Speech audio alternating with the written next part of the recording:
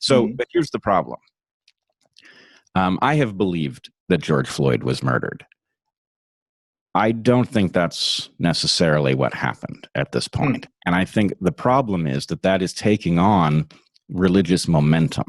And so if you'll give me the opportunity to scare you a little bit. That's okay. Let me paint a different picture. I would love to know. Yeah. Okay. What I saw on video, what I know that I saw, is a miscarriage of justice, a massive one. What I don't know is enough about policing, about drugs and physiology, about heart attacks to know exactly what I saw. I certainly don't know that what I saw was racist for exactly the Tony Timba point that you make, that what we saw was that the video was running on a case that matches people's priors, and so it got broadcast and caught on.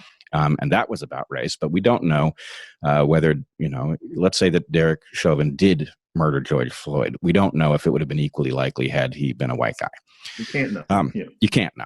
But here's the thing that troubles me even more at this point is there is reason to believe that that George Floyd saying that he could not breathe was occurring before he was ever on the ground and that he was having a heart attack. There's some evidence to this effect.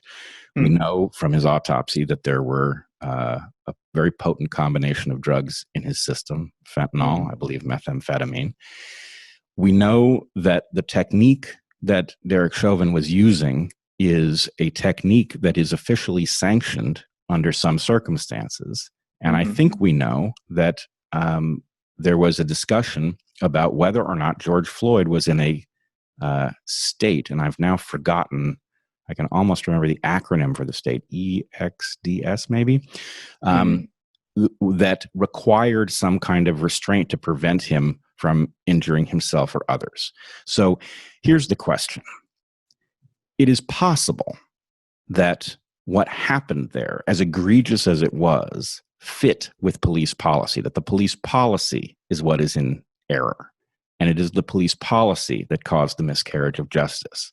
And while it's hard for me to imagine that Derek Chauvin is a good guy because he's obviously callous enough to have ignored this man's pleading and insistence that he couldn't breathe to the point that Chauvin he died. had a record of being a very callous policeman before. But anyway, go ahead. Right. So there's evidence of that. So what I'm really getting at is our system absolutely depends on the fact that we do not convict people unless there has been due process.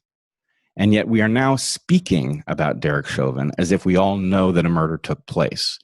And that's certainly something, you could see something on video that would tell you almost beyond a reasonable doubt that somebody had been murdered. But I don't think what we saw on video tells us that, because there's too much stuff that most of us don't know anything about, like how do these drugs affect you? What is the police policy in Minneapolis? We don't know any of those facts. So anyway, here's my concern. Is it possible for Derek Chauvin to get a fair trial in the modern era at this point?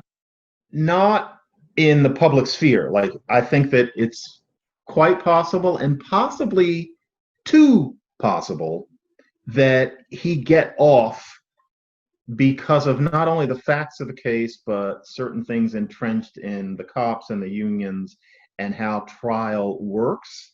He could get off because a very small number of people look at the sorts of things you're looking at and realize that he does not deserve to be called a murderer. If English had a more explicit subjunctive, I'd use it there, that he did not deserve. Maybe he did, but maybe he didn't. I'm not remotely offended at your saying that maybe he didn't. We don't know. Like, I'll even give you something.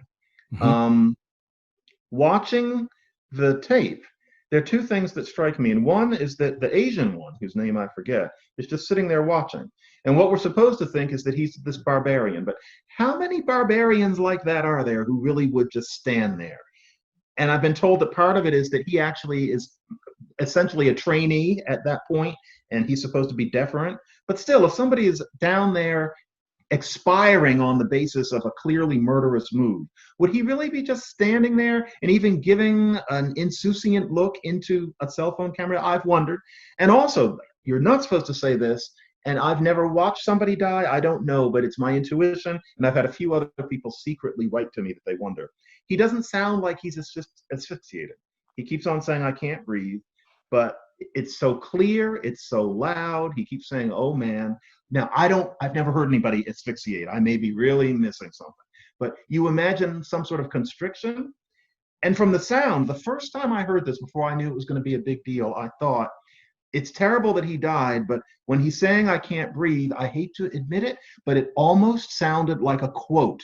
It's almost like he remembered what Eric Garner said, and I'm not saying that he's trying to do a show or that he was happy, but he doesn't sound like he can't breathe. Now, I say that out of naivete. I have never had my knee on anybody's neck. Nobody's ever had their knee on mine. But I am open. I'm wondering whether the death was due not only to that pressure, but to the fact that he had other things inside of him. He couldn't have been a healthy man based on what we've heard. And he doesn't deserve it. But can he get a fair trial in society? No. And so for what we'll see based on the anti-racist imperative is that he absolutely has to be guilty. And so, for example,